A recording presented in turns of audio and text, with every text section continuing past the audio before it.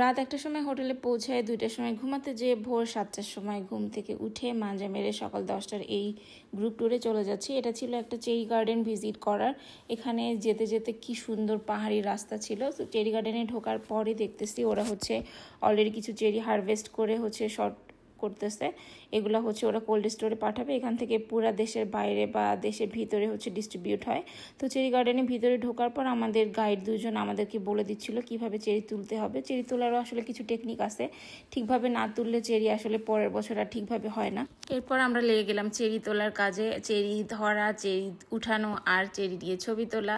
এরপর আমাদের প্রফেশনাল একজন হারভেস্টার বলতেছিল কিভাবে চেরি ওনারা তোলে।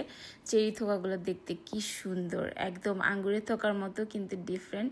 তো আমি এখানে পাকা পাকা দেখে চেরি উঠাচ্ছিলাম। যেগুলো বেশি পাকা ওগুলো একটু কালচে টাইপের, আর যেগুলো একটু কম পাকা ওগুলো রেডিশ টাইপের। তো আমার কাছে বেশি পাকাগুলো মজা লাগে দেখে আমি বেছে বেছে বেশি পাকাগুলো উঠাচ্ছিলাম। এরপর আমি খেয়েও দেখতেছিলাম। আর আমাদের বলা ছিল যে যে যত খুশি খাইতে পারবে। আর এই সুযোগ কে মিস করে? আমি হলাম বাঙালি বলে কথা, সুযোগ কি মিস করা যায়?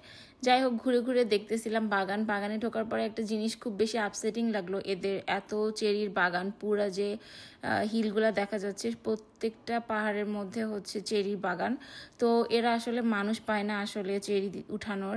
অনেক বাগান ভর্তি চেরি, পুরা জামের মতো কালো হয়ে গেছে, মানে ওগুলো একদম পেকে শুকায় যাইতেছে রোদের তাপে, কিন্তু ওরা উঠানোর মানুষ পাইতেছে না। আমাদের দেশ থেকে যত বাঙালিরা যায় বা অন্যান্য দেশ থেকে যত ইমিগ্রেন্ট যায়, বেশিরভাগই বাগানে কাজ করতে চায় না, বিকজ বাগানে কাজ একটু কষ্টের। সো দেখা যায় সবাই ভিসা নিয়ে যায় বাগানে কাজ করার জন্য, পরে সিটি সেন্টারের দিকে ভেগে যায়। তো এটা খুবই খারাপ লাগছে, বিকজ এই চেরিগুলাই মার্কেটে অনেক বেশি দামে সেল হয়। আমাদের দেশে তো ৩-৪ হাজার করে সেল হয়, আমি লাস্ট টাইম যখন বাংলাদেশের সুপার শপে দেখছিলাম।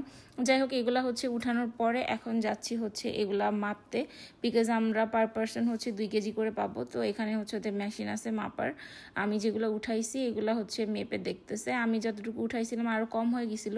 এরপর আমাকে আবার পাঠাইছিল প্রায় 500 গ্রামের মতো আমাদের দুজন মিলে আরও উঠাইতে হবে। সো আমি আবার চলে গেছি উঠাইতে। লাস্ট মোমেন্ট একটু আবার দেখে নিতেছিলাম। আর এখন বাগান থেকে বের হয়ে যাব। সো বাগান থেকে বের হয়ে যাওয়ার আগে লাস্ট টাইমের মতো একটু ঘুরে ঘুরে দেখতেছিলাম। এরপর আর একটা ডেস্টিনেশনে গেছি, নেক্সট পার্ট দেখার জন্য ওয়েট করো।